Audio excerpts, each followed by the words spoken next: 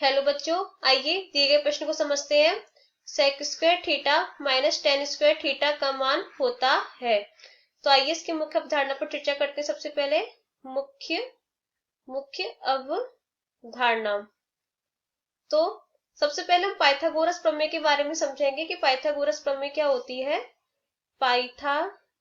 Pythagoras प्रमेय Pythagoras प्रमेय क्या होती है। अगर हमें एक समकोण त्रिभुज दे रखा है, ये एक समकोण त्रिभुज है। जिस समकोण त्रिभुज क्या होता है, जिसका एक कोण 90 अंश का होता है, वो समकोण त्रिभुज होता है। यहाँ पे हमें समकोण त्रिभुज दिया हुआ है ए बी सी, ये समकोण है।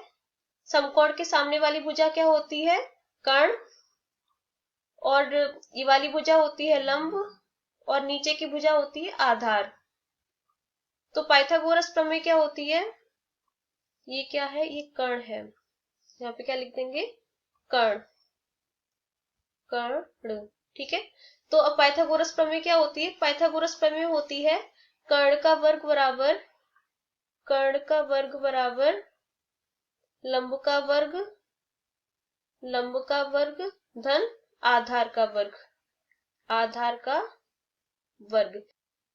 तो यहाँ से सेक थीटा का मान कितना होता है, सेक थीटा का मान होता है यहाँ से कर्ण बट्टे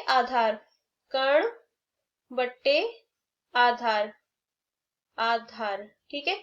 और टेन थीटा का मान क्या होता है, टेन थीटा का मान होता है लंब बट्टे आधार। ये टेन थीटा और सेक थीटा के सूत्र होते हैं।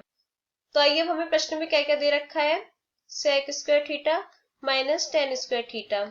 तो इनके दोनों के मान लगा दीजिए। सेक स्क्वायर थीटा का मान क्या होगा, कर्ण बट्टे आधार का होल वर्ग। तो ऐसे हम लिख सकते हैं कर्ण बट्टे आधार का होल वर्ग माइनस टेन स्क्वायर थीटा का मान कितना होगा, लंब बट्टे आधार का होल वर्ग हो जाएगा। तो यहां से इसको सरल कर लेते हैं। तो क्या मिलेगा, कर्ण का वर्ग बट्टे आधार का वर्ग माइनस लंब का वर्ग बट्टे आधार का वर्ग। यहां से लासा ले लीजिए दोनों का, तो क्या मिलेगा, आधार का वर्ग। तो यहां से क्या हो जाएगा, कर्ण का वर्ग माइनस लंब का वर्ग।